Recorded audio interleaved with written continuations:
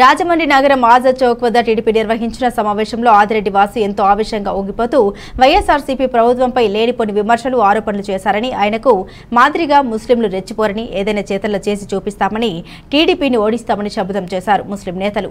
బుధవారం నగరంలోని వీఎల్పురం Morgan estates ప్రాంగణంలో గల ఎంపీ కార్యాలయంలో నిర్వహించిన మీడియా సమావేశంలో నగర అధికార ప్రతినిధి ఎండీ హబీబుల్లా ఖాన్, జిల్లా వక్ఫ్ బోర్డు చైర్మన్ మహమ్మద్ అరీఫ్, నగర మైనార్టీ సెల్ అధ్యక్షుడు అరీఫుల్లా ఖాన్, మైనార్టీ రాష్ట్ర నాయకుడు షేక్ నిజాం తదితరులు పాల్గొని టీడీపీ ప్రభుత్వం పైన, ఆదిరెడ్డి వాసు పైన తీవ్ర స్థాయిలో విమర్శలు చేశారు. గత టీడీపీ పాలనలో ముస్లింలకు చేసిందేమీ లేదన్నారు. అలాగే ఎమ్మెల్సీ ఆదిరెడ్డి అప్పారావు, మేయర్ వీర రాఘవమ్మ, ఎమ్మెల్యే భవానీ రాజమండ్రి నగరానికి కానీ ముస్లిం మైనార్టీలకు ఏ విధమైన అభివృద్ధి చేయలేదని విమర్శించారు. నిన్న మన ఆజాద్ చౌక్ లో ఒక బహిరంగ సభ పెట్టడం జరిగింది. ఆదిరెడ్డి అప్పారావు గారు, ఆదిరెడ్డి వాసు గారు, వీళ్ళిద్దరూ అక్కడ బహిరంగ సభ పెట్టి కిరాయి జనాన్ని తీసుకొచ్చి అక్కడ ఏదో చేద్దామని చెప్పేసి, ఆజాద్ చౌక్లో ఎవరేం చేస్తారండి? ఆజాద్ చౌక్ అది మన అడ్డా, భరత్రామ్ గారు అడ్డాది, హబీబుల్లా అయినా భరత్రామ్ గారు అడ్డాది. అక్కడ ఎవరేం చేసేది లేరు. అక్కడ అందరికి టోపీలు పెట్టేసి, ఇంతమంది కూడా లేరు ముస్లిమ్స్ అక్కడ ఆ స్టేజ్ మీద వేసేసి, ఈయన మన ఆదిరెడ్డి వాసు గారు ఊగిపోతున్నారు. ఎందుకంటే ఆదిరెడ్డి వాసు గారు, మీరు కానీ మీ నాన్నగారు కానీ రాయమండ్రి గురించి ఏమైనా చేశారా? ఎటువంటి అభివృద్ధి అయినా చేశారా? 5 సంవత్సరాలు మీ అమ్మగారు మేయర్ చేశారు. ఒక 5 సంవత్సరాలు జగన్మోహన్ రెడ్డి గారు మీకు ఎమ్మెల్సీ ఇస్తే అమ్మేసుకుని వెళ్ళిపోయారు తెలుగుదేశంలోకి. అటువంటి వ్యక్తి మీరు. అలాగే ఆదిరెడ్డి వాసు, నువ్వు ఏం చేసావు? మీ తల్లి తండ్రి పదవులు ఉన్నాను, 15 సంవత్సరాలు 14 సంవత్సరాలు తెలుగుదేశం హయాంలో రాజమండ్రికి చేసిందంతా శూన్యమే. చేసింది ఏం లేదు. కమేలా చేశారా మీరు? కమేలాకి మీరు అసలు ఏమైనా ఫండ్స్ ఇచ్చారండి? ఏ మసీద్ ఖబర్స్థాన్కి ఎత్తు పెంచారా మీరు? ఖబర్స్థాన్కి 40 సంవత్సరాల క్రితం చేసినాయి గోళ్ళు అయ్యి మీరు ఏమైనా చేశారా? నిన్న మైక్ పట్టుకొని ఎందుకు ఊగుతున్నారు మా ఆదిరెడ్డి వాసు? నువ్వు దేని గురించి ఊగుతున్నావు? నువ్వు నెగ్గేది ఉండదు, నీకు సీటు కూడా కలే. అర్థమైందా? మైనార్టీస్ అడ్డు పెట్టుకొని ఏదో చేద్దామని కిరాయి జనాలు తీసుకొచ్చి ఆ స్టేజ్ మీద 5 లేరు ముస్లింస్. నువ్వు ఎటువంటి అభివృద్ధి చేసి అక్కడ కూర్చున్న, లెఫ్ట్ కూర్చున్న చాన్ బాషాకి, రైట్ కూర్చున్న సుభానికి అడుగు తెలుస్తుంది. వాళ్ళిద్దరు బాధలు, ఎన్ని బాధలు అంటే అన్ని బాధలు. పార్టీ వదులుకోలేక, మీ దగ్గర ఉండలేక వాళ్ళు నలిగిపోతున్నారు వాళ్ళిద్దరుని. మాకు భరతరామ్ రాయమండ్రిలో అభివృద్ధి చేశాడు ఆయన, మా కళ్ళంతా కనపడుతుంది. 50 సంవత్సరాలు ఏ ఎంపీ చేయనటువంటి అభివృద్ధి భరత్ గారు చేశారు రాజమండ్రిలో. ఆయనకి ఎమ్మెల్యేగా నెగ్గుతాడు. రేపు అఖండ మెజార్టీ అయితే మా ముస్లింస్ అందరూ ఆయన కూడా ఉన్నాం. మా మైనార్టీ సోదరులు ఎస్సీలు బీసీలు ఏం చేయలేదంటున్నారా? ఎస్సీలు బీసీలు మైనార్టీస్ అందరు కలిసి ఒక్కొక్కరికి 15 లక్షల రూపాయలు ఒక్కొక్క గృహాలు ఇచ్చి 35-40 లక్షలు గృహాలు ఇచ్చారు పేదవాళ్ళకి. అర్థమైందా? హజ్లో మీరేమో షో చేసి హైదరాబాద్ నుంచి విజయవాడలో 3 రోజులు పెట్టేసి హజ్ యాత్రికుల్ని అక్కడ నలిపేసి హైదరాబాద్ తీసుకెళ్లి బస్సు ఎక్కించారు. మీరు ఎప్పుడైనా ఎయిర్పోర్ట్లో, గన్నవరం ఎయిర్పోర్ట్లో మీరు దుబాయ్ ఎయిర్లైన్స్ దింపారా? మీరు ఎప్పుడైనా? జగన్మోహన్ రెడ్డి గారు వచ్చి హజ్కి పంపించడానికి అన్ని కార్యాచరణలు తీసుకున్నాడు ఆయన.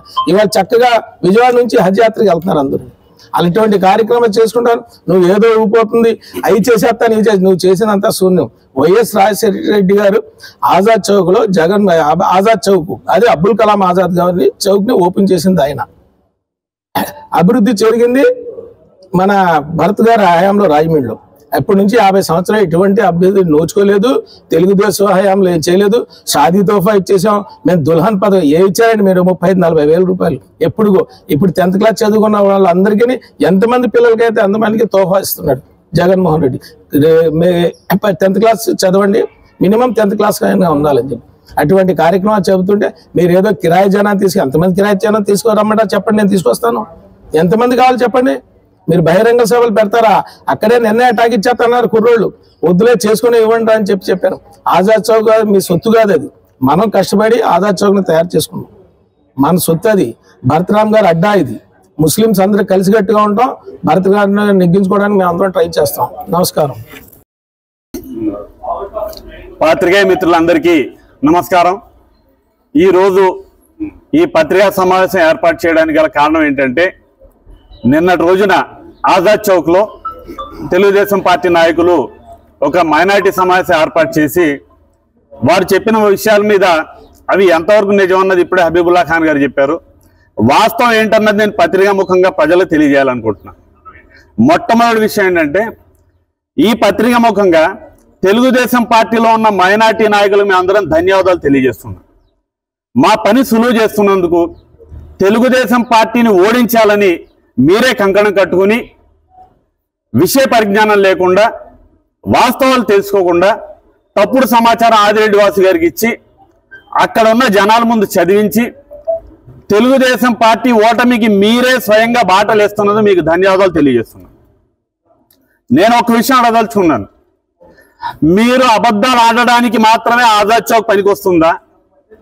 మీరు మోసం చేయడానికి మాత్రమే ముస్లింలు గుర్తుకొస్తారని చెప్పి ప్రశ్నిస్తున్నా.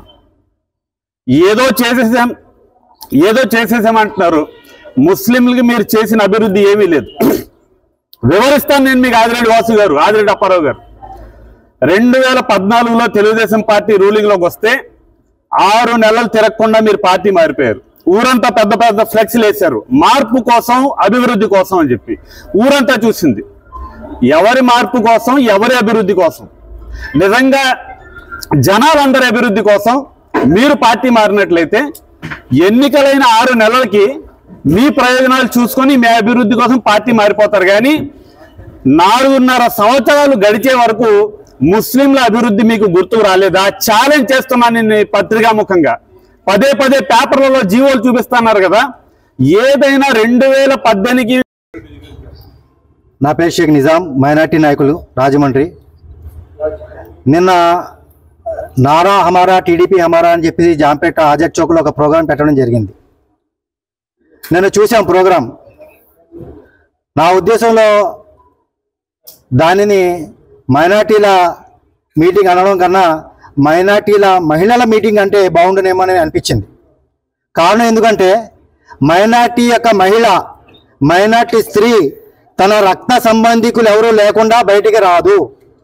నిన్న జరిగినటువంటి మీటింగ్లో కేవలం 10 నుంచి 15 మంది మహిళలు, ముస్లింలు తప్ప మిగతా వాళ్ళందరూ కూడా ఆటోల ద్వారా, బస్సుల ద్వారా, వ్యాన్ల ద్వారా అమౌంట్ తీసుకొని వచ్చి అక్కడ జమ చేశారు. ఇది నిజం. ఇది వాళ్ళు కూడా ఒప్పుకోవాల్సిన విషయం. ఎందుకంటే మా దగ్గర ఫొటోస్తో, వీడియోస్తో సహా మా దగ్గర ప్రూఫ్ ఉంది. నిన్న ఆదిరెడ్డి వాసు గారు మాట్లాడుతూ వైఎస్ఆర్సీపీలో ఉన్నటువంటి మైనార్టీ నాయకులు ఒకసారి ఆత్మక్షోభ చేసుకోవాలి, మీ మనశ్శాసిని ప్రశ్నించుకోవాలి అని అన్నారు.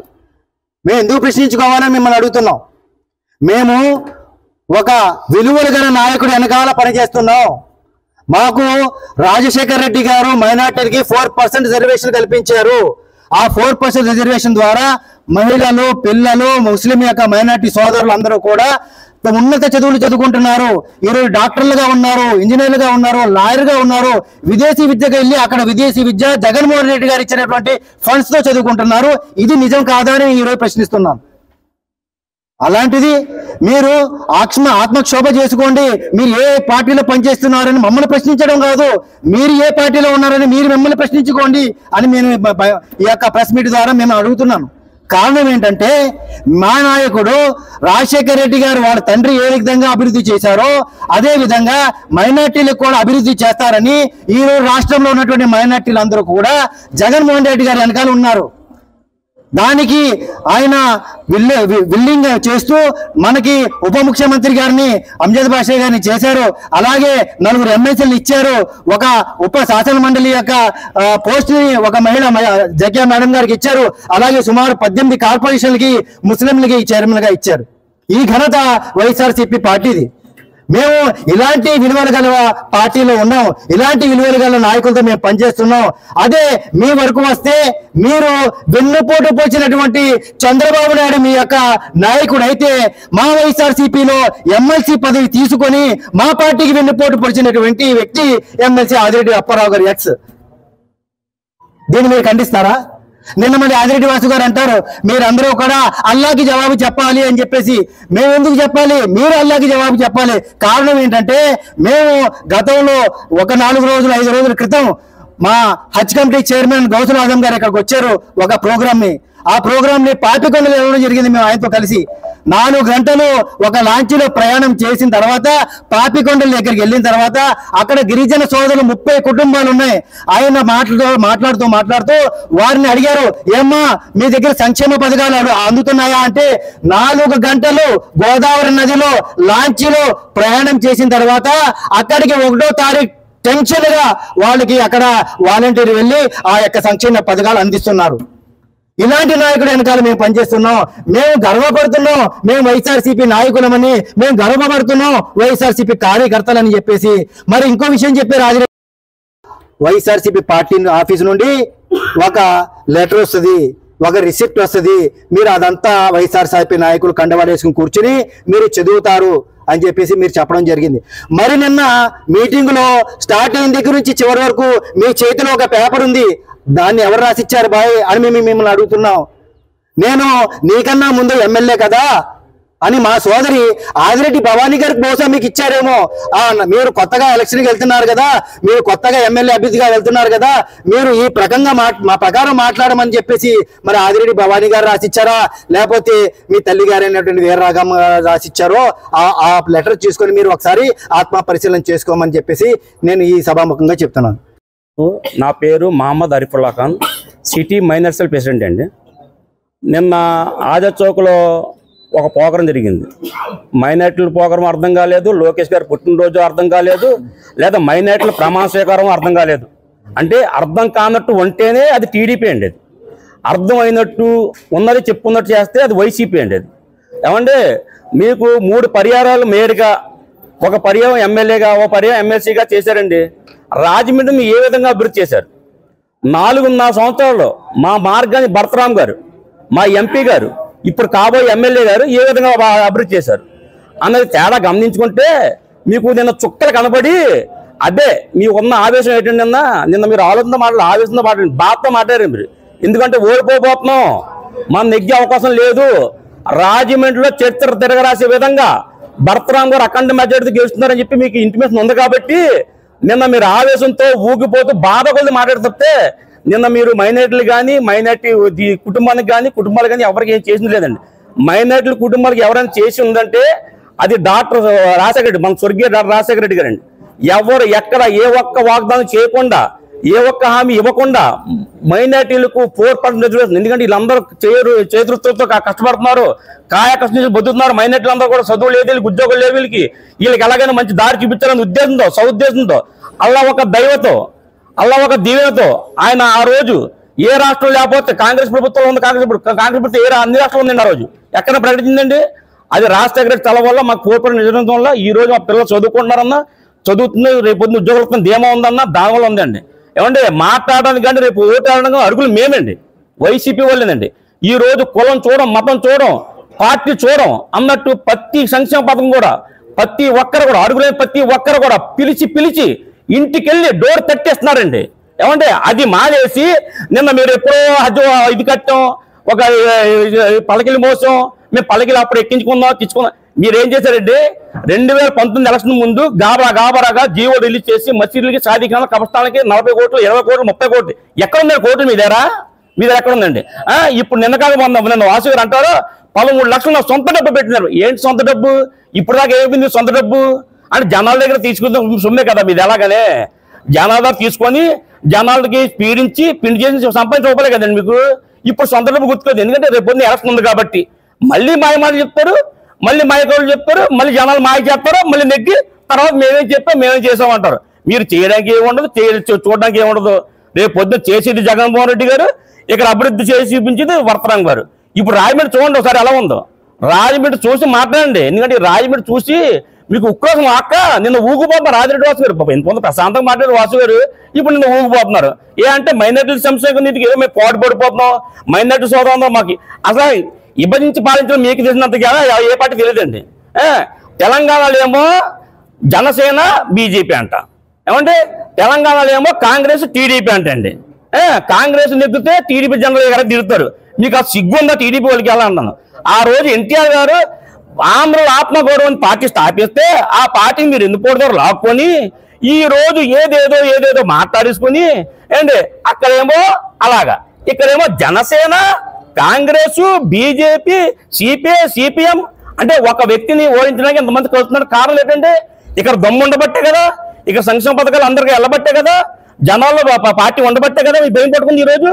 లేకపోతే మీరు ఈ విధంగా మాట్లాడతారా, ఈ విధంగా చేస్తారా? ఎప్పుడైనా ప్రజలు తిరిగారండి మీరు? ఎప్పుడైనా ప్రజలు పడుచుకున్నారండి మీరు? ఈ రోజు వేస్తున్నని చెప్పేసి వాళ్ళు సొల్లు కోళ్ళు చెప్పుకొని తిరుగుతున్నారు మీరు అక్కడ.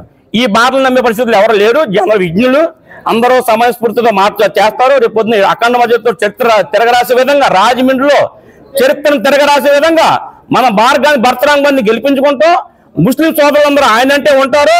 త్వరలో నేను కూడా కమిటీ అనౌన్స్మెంట్ చేస్తాను, మైనార్టీ కమిటీ అనౌన్స్మెంట్ చేస్తాను. ఆ డేట్ కూడా మీకు చెప్తాను. అందరు సాగించు కోరి ప్రార్థిస్తున్నాం.